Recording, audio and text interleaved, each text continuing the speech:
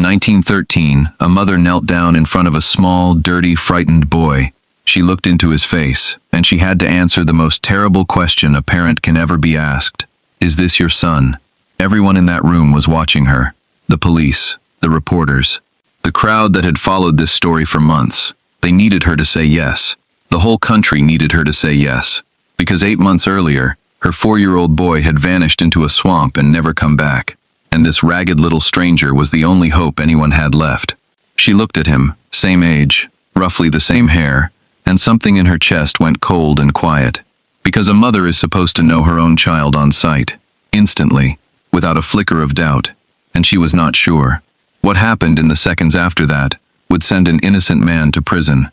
It would tear a poor young mother's child away from her, and it would bury a lie so deep that 90 years and a drop of saliva would be needed to dig it back out. This is the story of 2 mothers, 1 little boy, and a truth so strange that when it finally arrived, nobody was ready for it. Before we step into the swamp where it all began, tap subscribe and stay to the end, because the ending is not the one you are bracing yourself for. Let me take you to the water. It was the 23rd of August, 1912, Opelousas, Louisiana. The Dunbar family had gone out for a day at Swayze Lake. And Swayze Lake was not really a lake at all, not the kind you picture. It was a dark, half-drowned stretch of Louisiana swampland. Thick woods crowding the edges, black water, and alligators moving somewhere beneath the surface. Percy and Leslie Dunbar had brought their 2 little boys along. The elder was Robert Clarence Dunbar. Everyone called him Bobby. He was 4 years old. At some point during that outing, the family stopped and gathered to eat. 2 little boys, 2 parents, an ordinary meal by the water. And when they looked around for Bobby, he simply was not there. At first there was no panic. He was a small boy in an interesting place. He had almost certainly just wandered off a little way, distracted by something, the way small children do. They called his name. They expected him to come trotting back out of the trees. He did not come back. They called louder. They searched the tree line.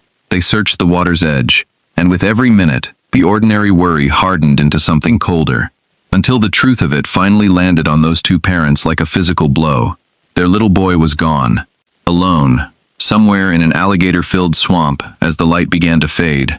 What followed was one of the largest searches the region had ever seen, and it was a desperate, brutal thing to witness. Men dragged the black water for days. They combed the woods for miles. And as hope curdled into dread, the search turned grim in ways that are hard to even describe. They caught the alligators in that swamp and cut them open. They searched the stomachs for any trace of the child. They threw dynamite into the lake, hoping the blasts would force a small body up from the bottom. Think about what that means. The people searching for Bobby Dunbar had stopped looking for a lost boy who might be found alive. They were looking for his remains. A reward was posted, $1,000 at first. Then it was raised, and raised again, all the way up to $6,000. That was an enormous sum for the time, a small fortune, and it tells you how desperate and how public this had become. Word of the missing Louisiana boy spread across the state, and then across the country. His face went out on flyers and in newspapers. A whole nation began to follow the story of little Bobby Dunbar, lost in the swamp. It was one of those cases that stops being just one family's private grief and becomes something the entire public feels it has a stake in. And still, the swamp gave up nothing. No body, no clothing, no sign. It was as if little Bobby Dunbar had simply stepped out of the world and closed the door behind him. No trace at all, as though the swamp had swallowed him whole and kept the secret. Days became weeks, weeks became months, and a grieving family began the impossible work of accepting that their son was never coming home. Then, 8 months after Bobby vanished, a telegram arrived that changed everything. A boy had been found, and he might be theirs. The boy was in Mississippi, and he was in the company of a man named William Cantwell Walters. Walters was an itinerant handyman, a tinker who traveled from town to town, tuning and repairing pianos and organs, living the wandering life of a working man with no fixed home. And he had been traveling through the countryside with a small boy at his side. Someone had noticed that the child looked something like the descriptions of the missing Bobby Dunbar, the descriptions that had been circulating for months. The authorities were alerted. Walters was tracked down. The boy with him was small, and by the accounts of the time, not in the polished condition of a cherished only son. He was the child of the road, traveling rough with a working man. To officials looking for a stolen rich boy, that neglect looked like evidence of a crime. To others, it looked like exactly what it was, a poor child being raised in poverty. And when they confronted him, Walters told them a completely different story from the one everyone wanted to hear. He said the boy was not Bobby Dunbar at all. He said the child's name was Charles Bruce Anderson, that everyone called him Bruce, and that the boy was the son of a young woman named Julia Anderson, a woman who had once worked for Walters's own family. Julia, he said, was poor and unmarried and struggling, and she had willingly entrusted her little boy to his care while he traveled. It was, he insisted, all perfectly innocent. The boy was Bruce. The mother knew where he was. There had been no kidnapping at all. Nobody wanted to believe him, and you can understand why. On one side stood a wealthy, respectable, grief-stricken Louisiana family whose son had been stolen by a swamp. On the other stood a drifter, a wandering handyman with no roots and no standing, telling them the boy in his care belonged to some poor farm girl nobody had ever heard of. The authorities arrested him, and they sent for the Dunbars to come and identify the child. Which brings us back to that room, and to the most important, most uncertain moment in the entire case. The Dunbars traveled to Mississippi to see the boy, and the accounts of what happened when Leslie Dunbar first laid eyes on him do not all agree. That, by itself, tells you something. By several accounts, the first meeting was not the instant, tearful reunion you would expect. There was hesitation, uncertainty. The boy did not obviously know them, and Leslie, the mother, did not immediately fall on him with total certainty. The story that has come down to us is that certainty came only later. After the boy had been bathed and examined for familiar marks, the moles and scars a mother might remember, Leslie Dunbar declared that this was her son, that this was Bobby. There is a haunting detail buried in that. In cases like this, families searched for the tiny private proofs only a parent would know. A particular mole, an old scar, the exact marks a mother carries in her memory of her own child's body, and a determined, grieving parent, staring at a boy the same age and coloring, aching for it to be him, can find those proofs, can see a resemblance become a certainty, can turn hope into memory without ever meaning to lie. That is not wickedness. It is love, bent by grief into something that cannot be trusted. But that hesitation at the start is a shadow that hangs over everything that followed, because there is a world of difference between two things: a mother who knows her child on sight, and a mother who is brought, step by step, to a conclusion she desperately wants to be true. Whatever doubt there may have been, it did not last. The Dunbars claimed the boy as Bobby. They took him home to Louisiana, and a grieving family that had been searching alligator stomachs for their son's remains suddenly had their little boy back from the dead. The town rejoiced. The papers celebrated. It was a miracle. A stolen child, returned. Except there was another mother in this story, and she had not been asked yet. Because far away, Julia Anderson heard the news. Her son Bruce, the boy she had entrusted to a traveling handyman, was now being called Bobby Dunbar. Paraded through Louisiana as another family's miracle, and Julia Anderson came to get him back. This is where the case becomes something more than a mystery. It becomes a tragedy about who gets believed and who does not. Julia Anderson was everything the Dunbars were not. She was poor. She was young. She had come from a hard rural life, a working woman who had known little security, and she was unmarried, with children born outside of wedlock. In that time and place, that was treated not as a misfortune, but as proof of a woman's bad character. In the eyes of the court and of the public, that single fact stained everything she said. A poor, unmarried mother was, to many respectable people of 1913, simply not the sort of person whose word could be trusted over that of a fine, well-off family. She had no money, no lawyer, and no powerful name standing behind her. She had only the truth, and the truth, it turned out, was not enough. When Julia was finally allowed to see the boy, she was put to a test. She was shown the child among other boys, and asked to pick out her own, and she hesitated. It is a moment that has been used against her ever since. She did not instantly, perfectly, seize upon the child. She faltered. But think for a moment about that hesitation with a little compassion. She was a poor woman, alone, surrounded by hostile officials, in a strange place, tested like a criminal. She was staring at a boy she had not seen in many months. A boy who had been living a whole other life, under a whole other name. Of course she hesitated. The wonder is that she held her ground at all, because she did hold her ground. After that first uncertain moment, Julia Anderson looked at the boy and said what she would go on saying for the rest of her life. That he was hers, that he was Bruce, that this was her son. 2 mothers, 1 boy, both certain in the end, both claiming him with everything they had, and only one of them was going to be believed. The matter went to court, in a custody battle that gripped the entire nation. People followed every twist of it in the papers. 2 families, laying claim to the same small boy, in a courtroom drama that had everything: grief, mystery, class, scandal, and a child's whole future hanging in the balance. It was, for its moment, one of the most talked about trials in the country. And it was, in truth, no contest at all, not because the evidence was clear, but because the people were not equal. On one side, the Dunbars, respectable, wealthy enough, backed by public sympathy and a whole town that wanted its miracle to be real. On the other, Julia Anderson, penniless, unmarried, an outsider with a reputation the court was happy to hold against her, and no resources to fight with. The court ruled for the Dunbars. The boy was declared to be Bobby Dunbar. He was handed, permanently, to Percy and Leslie, and Julia Anderson, the poor young mother from far away, was sent home with nothing.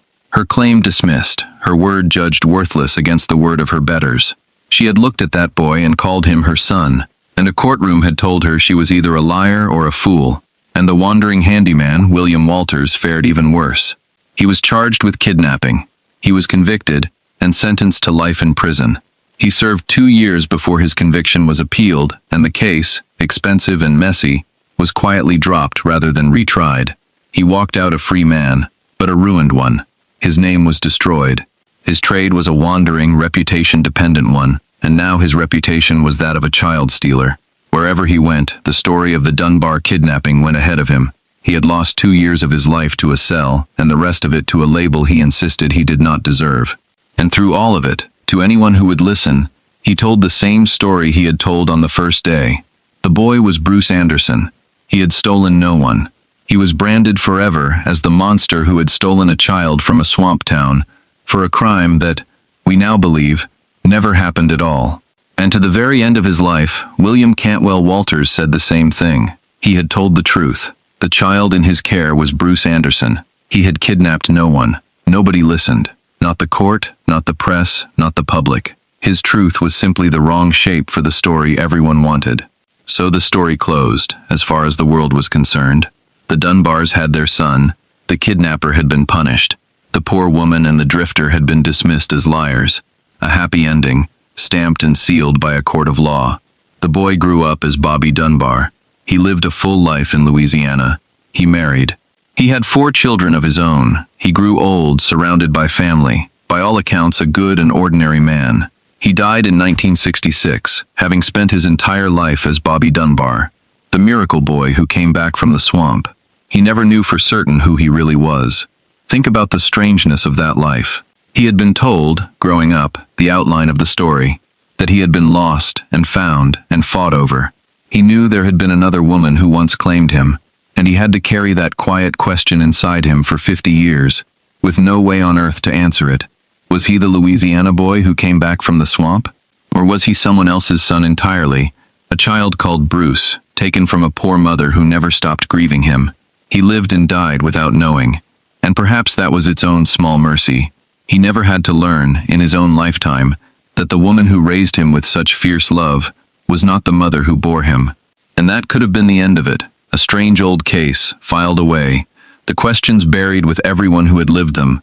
Except questions like these do not stay buried, they get passed down. And 2 generations later, one of Bobby's own descendants decided she could not live with not knowing. Her name was Margaret Dunbar Cutright. She was the granddaughter of the boy who had come home from the swamp, and she set out to do something no one in her family had ever managed. To prove, once and for all, beyond any doubt, that her grandfather really had been Bobby Dunbar. She dug into the old records, the trial transcripts, the yellowed newspapers, the tangled, painful history of that custody fight. But the deeper she went, the less certain she became. The doubts she had set out to destroy began, instead, to grow. The hesitations, the inconsistencies, the uneasy sense that the tidy official story did not quite hold together. What began as a mission to prove her grandfather's identity slowly turned into something far more frightening, a suspicion that the wrong answer had been carved into her family's history a century before. She wanted certainty, and she was brave enough to want it even if it destroyed the story she had grown up believing. And then, in 2004, the family did the one thing that no one in 1913 could ever have done, the one thing that could cut through every prejudice, every lie, every faded memory and hesitant identification. They took a DNA test, a simple swab, the kind of thing that did not exist in 1913, and it could now do in an afternoon what a whole courtroom, a whole nation, and 2 grieving families had failed to do in 90 years. The science was simple. Bobby Dunbar had a younger brother, Alonzo. If the boy who came home from the swamp was truly Bobby Dunbar, then his descendants and Alonzo's descendants would share the family's blood. So they compared the DNA of the man raised as Bobby Dunbar, through his son, against the DNA of Alonzo Dunbar's line. If they matched, the century-old verdict was right.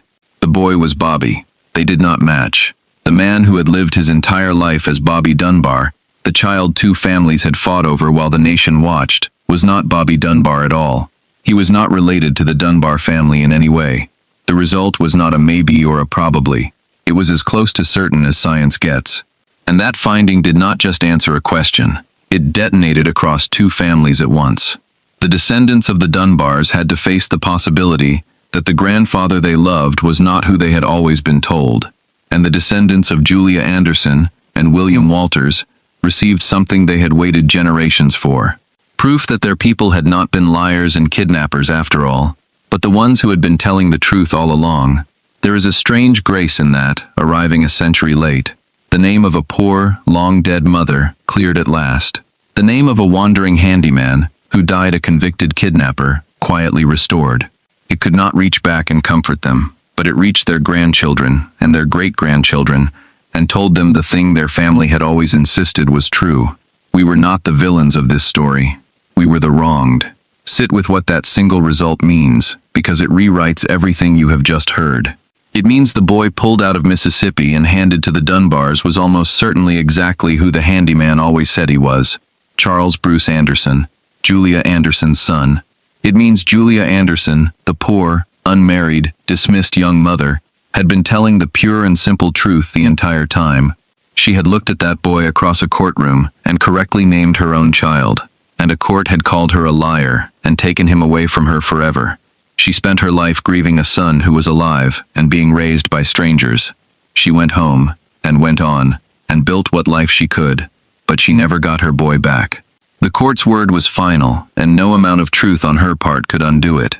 She died without the world ever believing her, carrying a certainty that everyone around her had dismissed as the delusion of a low woman. The DNA came far too late for Julia Anderson. It cleared her name for history.